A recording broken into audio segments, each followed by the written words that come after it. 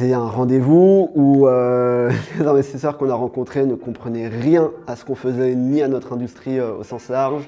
Ils n'ont pas fait attention à notre pitch deck.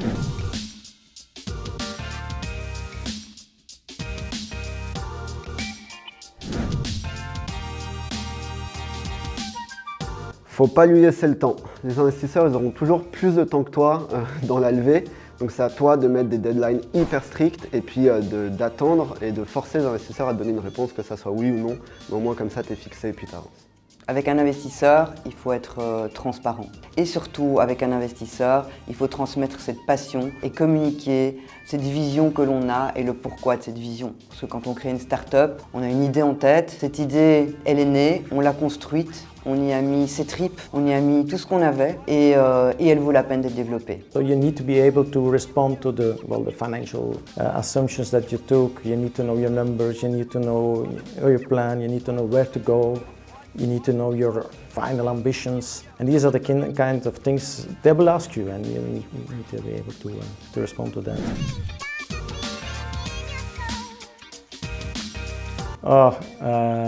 C'était un rendez-vous où les investisseurs qu'on a rencontrés ne comprenaient rien à ce qu'on faisait ni à notre industrie au sens large. Ils n'ont pas fait attention à notre pitch deck, ils ont balancé des questions qui n'avaient rien à voir avec notre business. Puis au bout d'un quart d'heure, on a pris la décision proactive de dire qu'on arrêtait le rendez-vous et on s'est barré. Alors, le pire rendez-vous, c'est quand on est dans la négociation. Quand on a des investisseurs qui sont intéressés dans notre projet et qu'on se retrouve autour de la table avec eux et qu'on commence à négocier la valeur de l'entreprise. J'avoue que là, en fait, on se retrouve face évidemment à un paradoxe. Le paradoxe, c'est celui de l'entrepreneur qui donne une valeur énorme à son entreprise et aux investisseurs qui sont là pour remettre les choses dans un juste ordre, de manière d'un point de vue économique et d'un point de vue d'évolution potentielle du projet. At some with some VCs, and they're really like arrogant, and then you come with your complete presentation, and they said, well, you should be able to make your plan of your global expansion on a what do you say that, a bierkaartje. And yeah, just make a plan on a bierkaartje and then come back with this to us, and then you make your plan on the beer card. You see the guy back after 2 weeks and says, no interest. And then I say, why are you losing my time? You arrogant prick.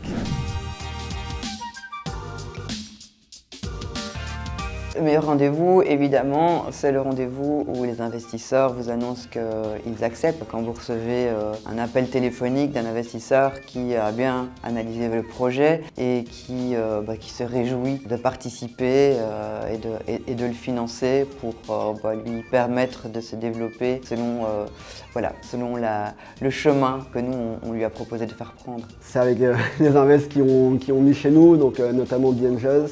Et ça s'est super bien passé parce que le fit humain était cool. Ils ont compris ce qu'on faisait et où est-ce qu'on voulait aller. Et ils ont acheté la vision et puis c'est grâce à eux aussi qu'on en est là aujourd'hui.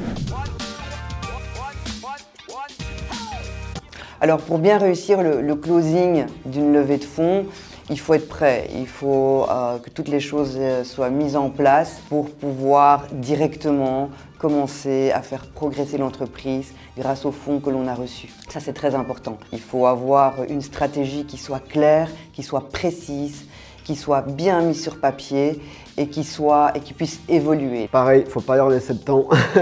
Ils vont toujours essayer, une fois qu'ils vont vous dire oui, qu'ils vont vous envoyer une term sheet ou quoi, de dire « Ah mais non, finalement, il y a ça et ça qu'on aimerait revoir ». Non, c'est fixé. Soit c'est un deal breaker et tant pis, soit c'est des petits détails. En fait, ces petits détails n'ont pas d'importance, donc il ne faut pas perdre de temps dessus.